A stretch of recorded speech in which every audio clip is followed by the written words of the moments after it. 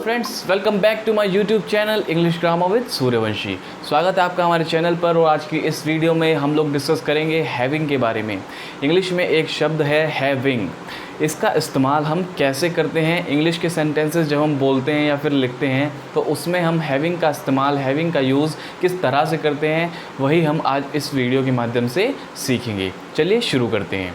देखिए, जो हैविंग होता है, हैविंग किस लिए यूज़ होता है, हैविंग का जो शाब्दिक अर्थ है हिंदी में वो क्या है, तो मैं आपको बता दूं। इसका शाब्दिक अर्थ तो कुछ नहीं होता है, लेकिन इसका एक अर्थ होता है किसी चीज़ को, किसी वस्तु को लिए हुए। ठीक है, यानी यदि आपके पास कोई चीज़ है और आप उस चीज़ को लिए हुए हो, यानी अभी भी वो आपके पास है, लिए हुए हो, तो वहाँ पर हम हैविंग का इस्तेमाल करते हैं। या फिर आप किसी अवस्था में हैं तो उस अवस्था में होने के लिए अगर हमें दर्शाना है, प्रदर्शित करना है कि आप उस अवस्था में हो, तो उस अवस्था में आपका होना, वहाँ पर भी हम हैविंग का इस्तेमाल करते हैं।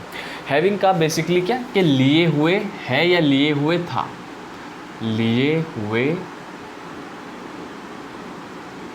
है या फिर लिए हुए था, या लिए हुए थी, या लिए हुए थे, लिए हुए हैं, इस तरह से। ठीक है। और दूसरा, किसी अवस्था में आपका होना।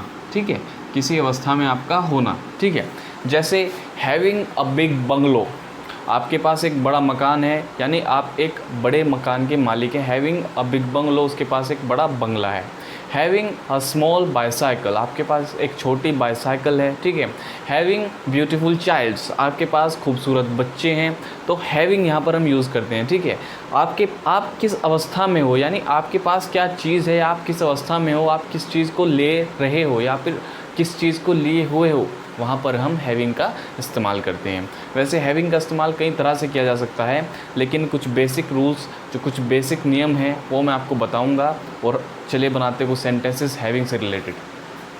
देखिए, जैसे एक एग्जांपल है, मैं मोबाइल लिए हुए हूँ। ठीक है, मैं मोबाइल लिए हुए हूँ, यानी इस वक्त मेरे पास मोबाइल है जिसको मैं लिए हुए हूँ।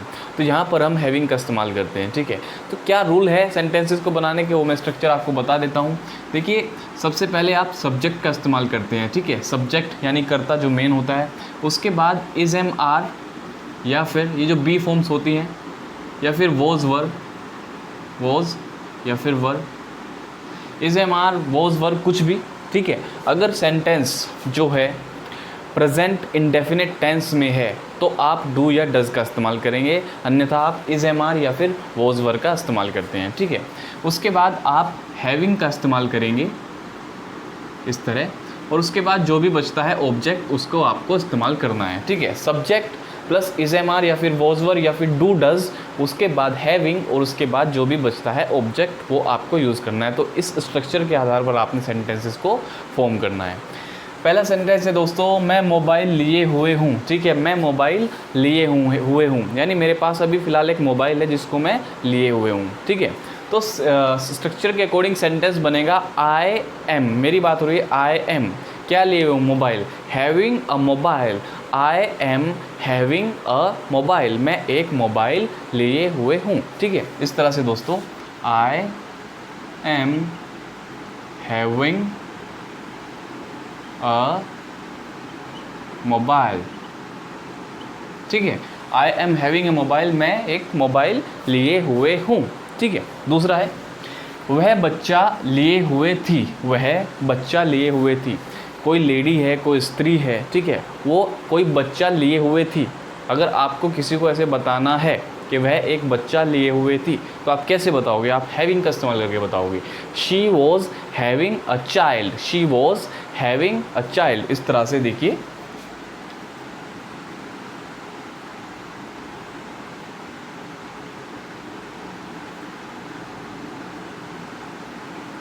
She was having a child. देखिए, सब्जेक्ट यहाँ पर शी है, उसके बाद वॉज वर में से वॉज आ गया, उसके बाद हैविंग आ गया, उसके बाद क्या लिए हुई थी, एक बच्चा, a child. She was having a child. Next, उसका अपने बॉस के साथ चक्कर चल रहा था।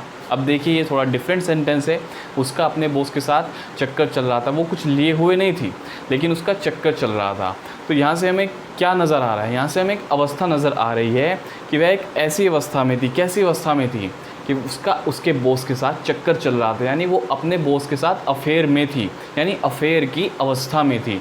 तो अगर हमें किसी अवस्था को बताना है तभी भी हम हैविंग का ही इस्तेमाल करते हैं। देखिए ऐसे, उसका अपने बॉस के साथ चक्कर चल रहा था, मान लीजिए वो कोई स्त्री है, ठीक है। सो शी वॉज, चल रहा था यहाँ पर आया है इसलिए she was having an affair, she was having an affair किसके साथ, उसके बॉस के साथ, with his boss, with his boss. She was having an affair with his boss, उसका उसके बॉस के साथ चक्कर चल रहा था, ठीक है। तो जब हम किसी अवस्था को बताना चाहते हैं तो वहाँ पर भी हम हैविंग का ही इस्तेमाल करते हैं, ठीक है। और बेसिकली हम उन अवस्थाओं की बात कर रहे हैं जो कि प्रेजेंट में या पास्ट में उस समय जारी थी। जब उसका अफेयर चल रहा था, यानी कि उस समय वो अफेयर हटा नहीं था या शुरू नहीं हुआ था, वो उस समय भी जारी ही था, ठीक है। या फिर प्रेजेंट में भी कोई चीज़ जारी हो, जैसे यहाँ पर मैंने बोला मैं मोबाइल लिए हुए हूँ, तो इस वक्त मेरे पास मोबाइल है, मैं मोबाइल लिए हुए हूँ, तो ये अभी भी मेरे साथ है, ठीक है। तो ऐसी अवस्थाओं के लिए हम हैविंग का इस्तेमाल करते हैं। नेक्स्ट, मैं बस उनके साथ मज़े कर रहा था, मैं बस उनके साथ मज़े कर रहा था। यहाँ पर भी कुछ लिए हुए की बात नहीं है, लेकिन यहाँ भी आप देख सकते हो क्लियर तौर से, यहाँ भी एक अवस्था की बात हुई है, एक स्टेट की बात हुई है। वो क्या कर रहा था, वह उनके साथ मज़े कर रहा था, यानी वो मज़े में था, यानी मज़े की एक अवस्था में था। इसको बताने के लिए भी हम हैविंग का इस्तेमाल करते हैं। मैं बस उनके साथ मज़े कर रहा था, I was just having fun with them, उनके साथ विद देम, वो एक से ज़्यादा हैं, so them. I was just having fun with them, मैं बस उनके साथ मज़े कर रहा था। तो जब एक अवस्था की बात हो तो हैविंग का इस्तेमाल करते हैं। यह कहकर वह डॉक्टर के पास चले गए, ये थोड़ा और डिफरेंट सेंटेंस है दोस्तों, लेकिन इसमें भी बात स्टेट की हुई है। यह कहकर वह डॉक्टर के पास चली गई, यानी कोई बात उसने कही और वो बात कहकर वह डॉक्टर के पास चली गई।